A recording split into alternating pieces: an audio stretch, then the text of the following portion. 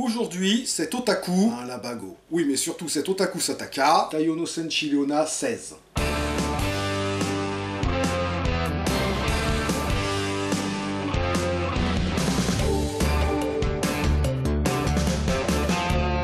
Minasan konnichiwa, perfectium des.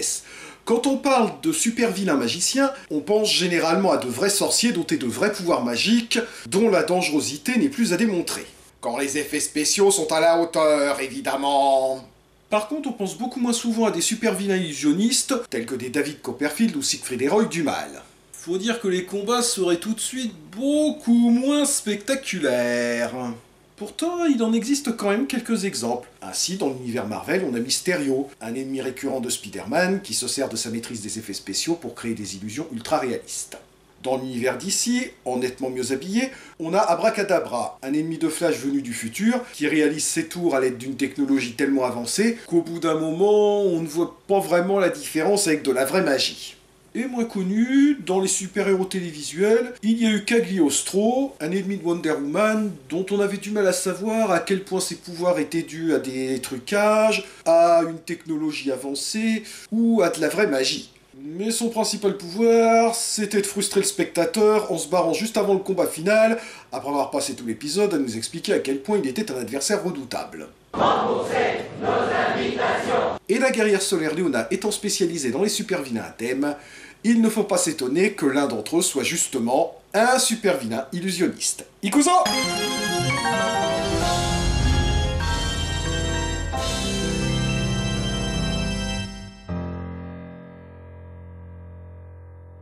Le film débute par un spectacle de magie dont le tour le plus impressionnant est que ce tonnerre d'applaudissements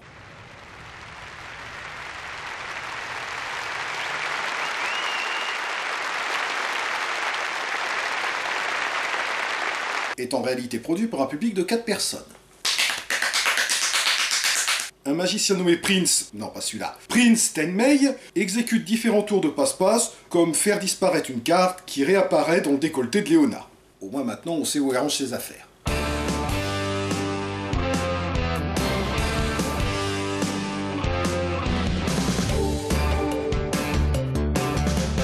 On enchaîne sur le générique habituel, c'est-à-dire qu'on y voit Leona affronter les sbires de Garunte, ainsi que des images nous présentant les personnages du film, via des séquences où on voit Prince Tenmei exécuter ses tours devant un public composé par Sanpei et les élèves de Leona, qui sont moins nombreux que d'habitude. Mais c'est un problème récurrent avec les acteurs enfants, tôt ou tard ils sont obligés d'arrêter le métier pour reprendre leurs études. D'ailleurs, il n'y a pas que les acteurs enfants qui quittent la série. Je sais pas si vous avez remarqué, mais la grosse brute qu'on voyait dans les premiers épisodes, depuis celui sur la maison hantée, il a complètement disparu. Faut croire que le numéro de spectre de Leona était tellement terrifiant que le traumatisme l'a poussé à prendre une retraite anticipée. Ah oui, en plus de Sanpei et des élèves de Leona, il y a visiblement un type qui était ivre-mort sur le banc et qu'ils n'ont pas réussi à virer pour tourner la scène, donc ils l'ont quand même gardé là. Donc après le générique, on a un flashback quelques jours plus tôt, où Prince Tenmei est attaqué par les sbires de Garunte, air connu, il est sauvé par l'intervention de Leona, et quand les sbires disparaissent,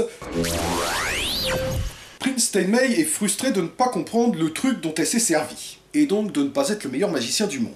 Le soir même, il se fait livrer un frigo apparemment. Ah non, c'est le pantin de ventriloque le plus moche du monde.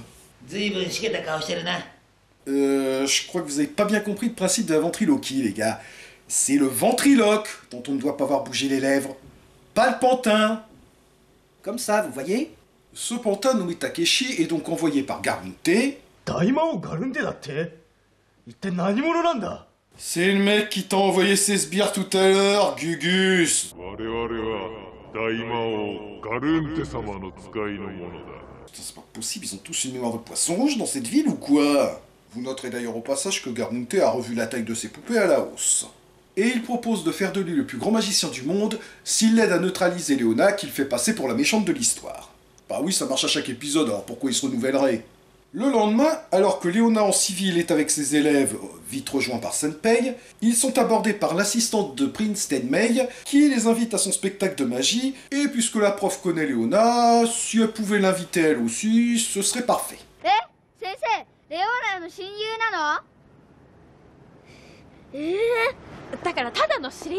Vous savez les enfants, si vous regardiez Léona au niveau du visage, et pas de... Hein, bah vous verriez que c'est votre prof.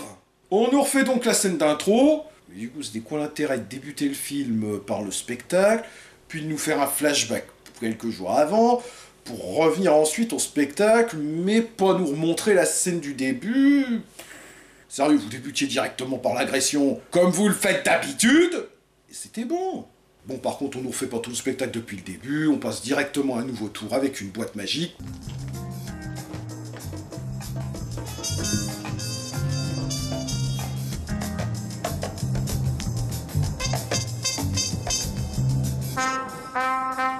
Ah oui, balèze le tour. Elle a changé de position sans bouger. Bon, en réalité, le vrai tour, c'est de faire disparaître les gosses, d'avouer qu'on bosse pour Garmunté juste avant de s'éclipser, obligeant Léona à Sanpei à se lancer à votre poursuite. Il se retrouve face aux sbires de Garmunté, dont l'un n'est autre que l'assistante, et on retrouve une idée qui avait déjà été utilisée dans l'épisode précédent, celle des sbires aux tenues personnalisées. Et donc, après les équipes rouges et bleues de l'opus précédent, on a des sbires utilisant des motifs de cartes à jouer, très appropriés pour un monstre dont le thème est la prestidigitation, dont de nombreux tours utilisent des cartes à jouer. Prince Tenmei se transforme en le monstre de la semaine Magidescar. Trouillard! Et après avoir battu les cartes, Léona affronte Magidescar, et il est très difficile de garder son sérieux, étant donné qu'à chaque fois qu'il la frappe de manière répétée avec sa canne, c'est-à-dire assez souvent, il ne peut pas s'empêcher de répéter en boucle...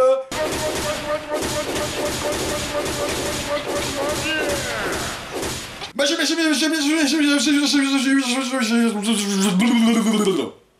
j'y arrive pas. Ceci dit, le combat est quand même assez équilibré, Léona parvenant de temps en temps à reprendre l'avantage sur son adversaire, jusqu'à ce que son assistante révèle que ses élèves sont prisonniers d'une boîte. Comment ça s'appelle ça déjà? C'est un piège à con, monsieur. Allez, merci. Qui l'eût cru? Et Magidescar d'enchaîner avec le fameux numéro du coffre à épée. Par contre, je suis pas certain que la position des épées à l'extérieur corresponde à celle des épées à l'intérieur. Ta gueule, c'est magique. Ah, ça m'aurait étonné qu'on l'entende pas aujourd'hui, celle-là, tiens. Tu sais, Léona, celle-là, tu l'aurais aussi évité en gardant le pied au sol, hein. Et ça t'aurait permis de garder une position un peu plus confortable à l'intérieur. Mais bon, si ça t'amuse... On l'a déjà vu, ça, non? Ta gueule, c'est magique. Oula, celle-là, elle a failli se la prendre en suppositoire. L'avantage, c'est qu'elle aurait pu se curer les dents avec. Ouh, celle-là, c'était juste.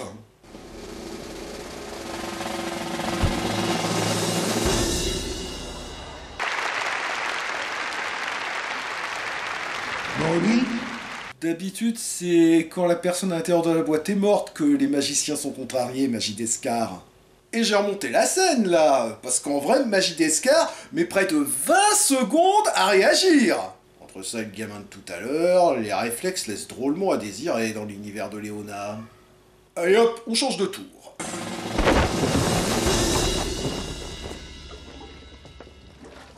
Houdini did it in 2.5 minutes.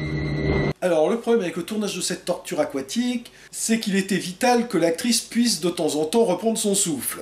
D'ailleurs, pour l'anecdote, l'actrice du film Insaisissable avait failli se noyer en tournant une scène similaire. D'où la nécessité de ne pas remplir la boîte à ras-bord. Deux problèmes, toutefois. C'est que, quand on la voit de face, on voit bien le niveau d'eau, alors qu'il aurait suffi de le mettre un tout petit peu au-dessus de la barre de métal en haut supérieure, pour qu'on la remarque pas. Donc soit vous remplissiez un peu plus, soit vous mettiez une barre supérieure un peu plus haute.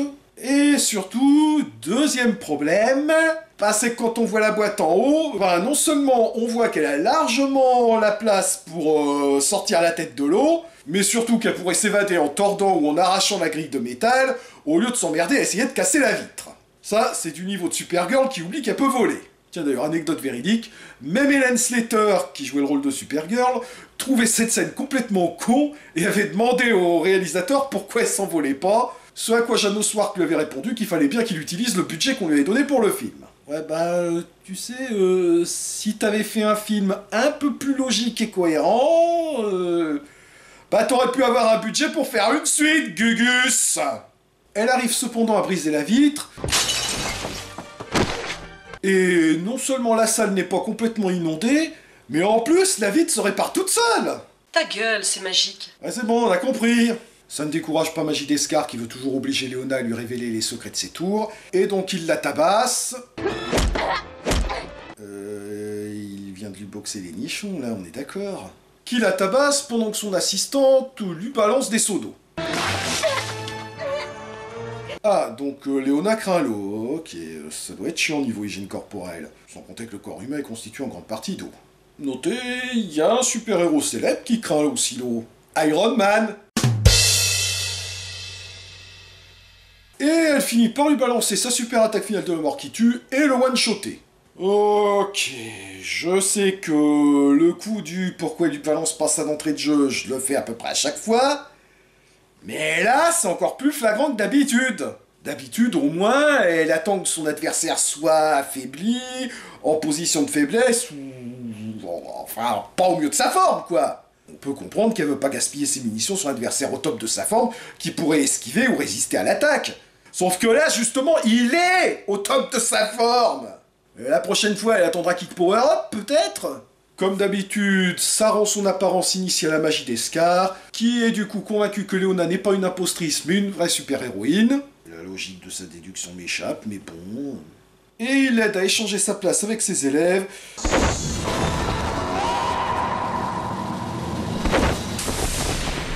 Et le trio rentre à la maison, tandis que Sanpei... compte à savoir comment il est arrivé là... Et on termine avec le final habituel où on voit Léona, ses élèves, Sanpei et le méchant du jour en civil avancer face caméra, accompagné du pantin moche, parce qu'après tout, pourquoi pas? Korede Owarida, le scénario de ce 16e opus de Léona suit donc le schéma habituel. Un personnage se fait attaquer par les sbires de Garunte, est sauvé par Léona, puis est contacté par Garunte, qu'il transforme en méchant de la semaine, en jouant sur ses frustrations tout en faisant passer Léona pour la vraie méchante. Le méchant du jour s'en prend aux élèves de Léona pour l'obliger à l'affronter, et celle-ci lui rend ses esprits et sa forme humaine au terme d'un affrontement riche en tortures thématiques. Ici, le thème est celui des prestidigitateurs, et malgré les limites du budget qui se ressentent un peu dans le costume, Magie Descar a un très bon design, qui utilise des éléments d'une tenue traditionnelle de prestidigitateur, chapeau de forme, nœud papillon, smoking, couplé aux accessoires qu'il utilise pour ses tours, tels que les cartes, les dés et les boîtes magiques. Et ces tortures inspirées de célèbres tours de magie fonctionnent plutôt bien, malgré là encore quelques petits défauts liés aux limites de budget. Limites de budget qui se font également ressentir avec le fameux spectacle de magie devant un public de 4 personnes. Par contre, ils auraient pu faire combattre le pantin moche aux côtés de Magie Descar, ça aurait été sympa, et pour ça il y aurait une solution toute conne. Au lieu d'en faire une sbire, il aurait suffi que l'assistante soit le pantin déguisé. Merci d'avoir regardé cette vidéo, si elle vous a plu, n'hésitez pas à la partager, à la pouce vériser et éventuellement à soutenir la chaîne par un don sur mon compte Tipeee ou gratuitement en visionnant des clips grâce à la fonction Clippy. Et je vous rappelle que vous pouvez retrouver mes critiques de bande dessinée sur Casse Critique et mes critiques de séries sur Tokuona, où je parle de la première saison de Arrow, une série inspirée du super-héros de DC Comics Green Arrow, qui a marqué le lancement du Arrowverse à la télévision. Janet!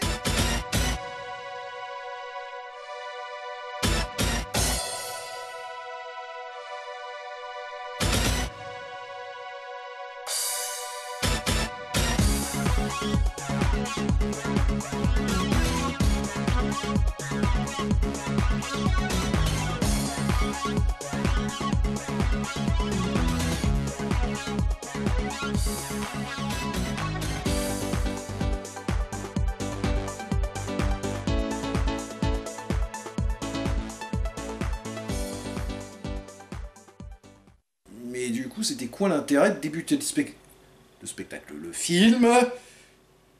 Je vais y arriver. Mais du coup, c'était quoi l'intérêt de débuter le film par le spectacle, puis nous faire un flashback pour revenir au flashback, pour revenir au présent, je vais y arriver, oui.